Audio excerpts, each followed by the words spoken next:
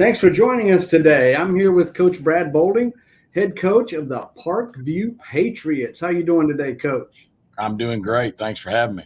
Oh, pleasure to have you on. Now we understand you've got a big matchup coming up this Friday, tomorrow night, against North Little Rock, those charging Wildcats. And one of the things that you bring to the team this year that you didn't have last year is an assistant coach that you know pretty well. Talk to us a little bit about that. Yeah, in the spring, I was able to hire my brother Bobby Bolding. He was at Whitehall, was the athletic director and head coach. Took him to the state championship game, of course, this past year against PA, and it was a home run hit, actually grand slam, and it's been great having him. We've enjoyed working together. We're on the back end of our careers, so we worked together when we first got into coaching back in the days when we were at UAM together. And it was a little different then because we were kind of young and uh, you're just getting into the game, and we kind of clashed a little bit. But now that we've grown up in this and matured a whole lot, and he brings a lot to the table. He's been to the state championship 9 times, and I've been to the semis 9 times. So it's time for me to get over the hump as a head coach. And so he brings some things in that I think will really help our football team, and not just from the X's and O's standpoint, but just running a program. And I told him when he came in, I said, man, I want you to be brutally honest and Sure. Yeah. I went and nitpick, because when you're that close to being in the state championship game that many times, it's usually going to be some little things that you might have missed, or Right. it's not you didn't have any luck. That could definitely be a factor in it. But he's definitely been a blessing for us, and our kids love him obviously, and our defense has played really well. Well, now you mentioned that he's been to the national championship, the state championship, and actually won a couple of those that have eluded you. But to pat yourself on the back, I do believe you have the upper hand on him when it comes to those head-to-head matchups. A little bragging right for you. But I do to have that, and he won't. He will probably. I would venture to say 98% he will not be a head coach again. He's got about Oh, 3 or 4 wow. more years left, so I think I'm gonna be able to retain that title for the remainder of our lives.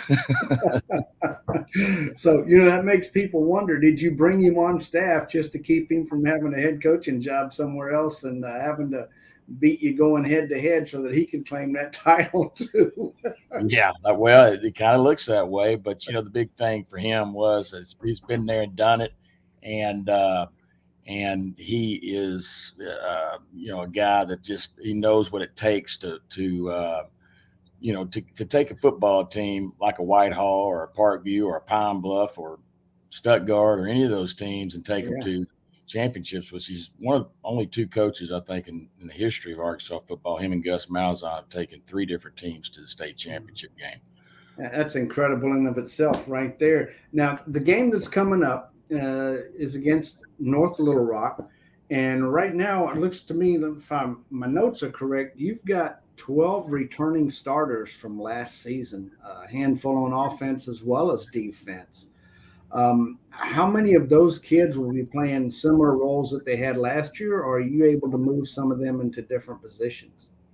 Well, one of the things that we tried to do when we were in 6A is not have really any two-way guys, just because I've been at all those different levels and Oh yeah, kind of know how you want to structure your program. And so last year we were able to not have maybe one or two games where some guys got in on either side of the ball, but we really didn't have two-way guys last year. And in 5A, you're going to have a lot more of that. And the one thing that we've focused on going into fall camp is working those really good players like a Marion Robinsons and the Chris Franklins and the Willie Eccles on both sides of the ball. You just when you get, it's not necessarily your conference play that you're really practicing for. It's when you get into the playoffs and you start playing some teams that are a little bit better, and so you kind of condition them for that type of mentality to be able to play. You're really good players to be able to play on both sides of the ball. well, you mentioned when you were at 6A, some folks may not realize that you guys dropped down to 5A for this upcoming season. Of course, that may put some false sense of security in some of your players, dropping down a division. Uh, are any of those guys with the swelled head thinking that they're going to have an easier road down there? And if so, how do you corral some of that and keep them focused? That's a good question. One of the things I think we do a great job of is it's really not about who we're playing or what conference we're playing in or what division we're in.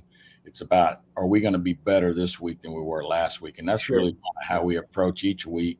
It's not who we're playing or anything like that. And I know it's kind of cliche, but it really truly is for us is, we demand you to be better each week. And so it's, that creates some pretty tough practices for our players. And so I think we do a great job of kind of alleviating that mindset and not letting them, think that way. And I think too, we had probably the toughest non-conference schedule than anybody in the state when we played 3 7A teams in Harbor and Bryant and now North Little Rock. So, that right there is in itself, I think our players know that, hey, we're going to have to bow up right out of the gate. And you know what, we're going to keep that mentality the remainder of the year, regardless of who we're playing. Well, you mentioned the Bryant game, that 20-10 victory by Bryant over Parkview.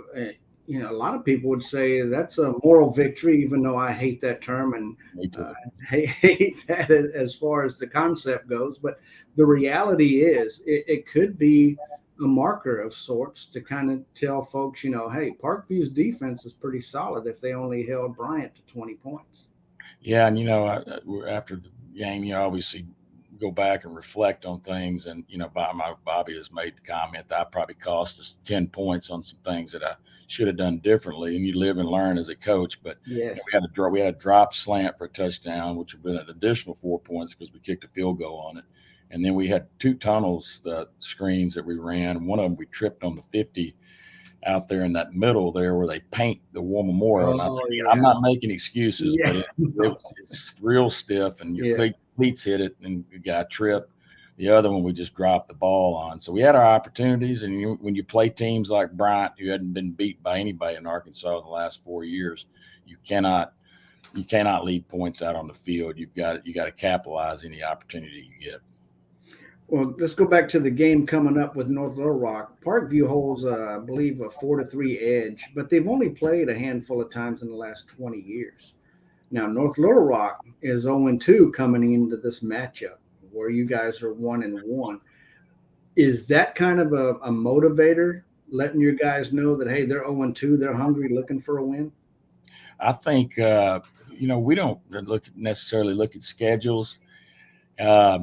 And we try to really focus on, like I said earlier, getting better. And, I think the big thing for us is it's still North Little Rock. Their players expect to win. They're 0-2, but, they've played some pretty good teams. We scrimmage Catholic, so we know what they're about. And we know Fayetteville's obviously good. They were in the state championship game last year. They'll be ready to play. They are a team that plays well at home. And we've got to go in there and play. So it's going to be one of those games where we're going to have to show up and play. And they've had an extra week to get ready for us. So I expect a really good football game. Coach, I understand Parkview has a money problem, and that is you don't know where to play him just yet because he can play anywhere. Yeah, are you talking about? I'm not sure which player you're talking about, but we've got several. But can you go elaborate a little bit more? I don't have the other notes with me, but his nickname is Money. I got you. Great wide receiver, great running back. He can play anywhere. All we have so many nicknames. Sometimes it gets confusing. But yes, Money. Montario Elston is an outstanding player. We move him all around. We try to get him the ball because he's such a dynamic player. Same thing with Amarion Robinson, who's his nickname is Man. These are all peewee football nicknames. It's kind of funny. These kids have had these names for a long, long time. So, but yeah, it could be a money problem. I think we've done a really good job of trying to spread the wealth around because we have so many talented players. It's the skill position, Willie Eccles, and then we're working on Marion Robinson over there, and I've got a good slew of good tailbacks. So, it's tough. Everybody wants to have the ball in their hands, and I know money does, especially. And the great thing is those guys are sophomores, so they'll be back. Wow. Yeah. Now Robinson, he played 6 games last year. Is that correct? He did. He Something like wanted to that. play with ninth grade, and he finished his ninth grade year, and then came out and just played outstanding. I think he had four or five touchdowns, and he wasn't even playing offense. That's special teams, and Yeah, exactly. yeah, so he's outstanding. He's averaging like a touchdown a game, Yeah. and that's saying something, like you said, not even being on the offensive side of the ball. Now, he's a monster on a defensive line that is very potent for you guys this year. Talk about those guys. Well, we have two defensive ends that are back that they've been 2 year starters for us now, three, and so they're Isaiah McKenzie and Judah Noah. Those two guys they're 4'6" guys. They're Yeah, big, they're very crazy. strong, physical, so it's hard to get the edge on them. And then the two tackles inside, one of them's a sophomore, Landon Kennedy, and the other one's Alex Martin. He's a junior. Both of those guys we feel like are Division I football players. Landon came in as a ninth grader and broke our varsity incline record, which was kind of unusual because normally your bench press is a little bit higher, but he inclined 325 as a ninth grader, and so he's gonna raise the bar on some of our weight maxes that might be untouchable, but he's still got some things to work on, just foot quickness and speed, but that'll come as he gets older. But we're really been a lot proud of our defensive line.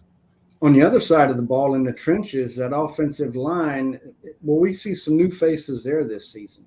We have seen new faces, and we graduated quite a few of our offensive line. That was a big question mark going into fall camp and spring football. I think we've done a great job of developing. I think what's really helped us is that we've lined up and gone against that defensive line every day, and that you have to show up to practice and be ready to work like blue collar work with those guys because they're very physical and they're fast, and so you got to grow up pretty quick, and I think our offensive line has, and they had a battle last week with Bryant, and they have a great defensive line, and I think probably North Little Rock may be the best defensive line in the state. So it'll be a challenge for us this Friday. So what about your quarterback situation? You do have some options back there. You going to look at rotating some of those guys based on gameplay, or? Yeah, I think we've been doing some things in practice to where we have a junior quarterback in Eric McGee, and then a sophomore in Chase Forte, which is Ty Forte's his daddy, if you remember back in the Jay Fair days. He's a great player, got a great arm. He's probably got the best arm that we have on the team. And so we're just really working on trying to develop Chase and bring him along. It's a pretty big step from ninth grade to varsity. And so, we wanted him to mature pretty quickly. And we've been able to do that with putting Eric in the game. And Eric's done a great job so far. Eric can also move out and play at different positions. He's probably one of the best. He's probably got some of the best hands on our team, and he's got the highest vertical. He has a 40-inch vertical, so he's a tremendous athlete. And so there's some things that we may work in when we get into conference play. Right now Eric's going to be the man until then, but Chase is going to see quite a bit of playing time this year. Well, before we let you go, one final aspect of all of this is, what is it going to take to beat the Wildcats? If you had to do one thing and do it well, what's that one thing going to be? Well, you can't turn the ball over, and then you obviously want to try to have some turnovers. You want to try to create some turnovers on defense. And I think we need to capitalize. When we get the ball, we need to take the ball down the field and score and get points. We don't want to leave points on the field. I'm really, as I've gotten older as a coach, that's been something that been a priority to me. And so we've tried to work our kicking game quite a bit. So we're able to kick field goals and those type things. But, you got to eliminate a lot of penalties. But I think who has the least amount of mistakes and whoever wins down in the trenches will win the game.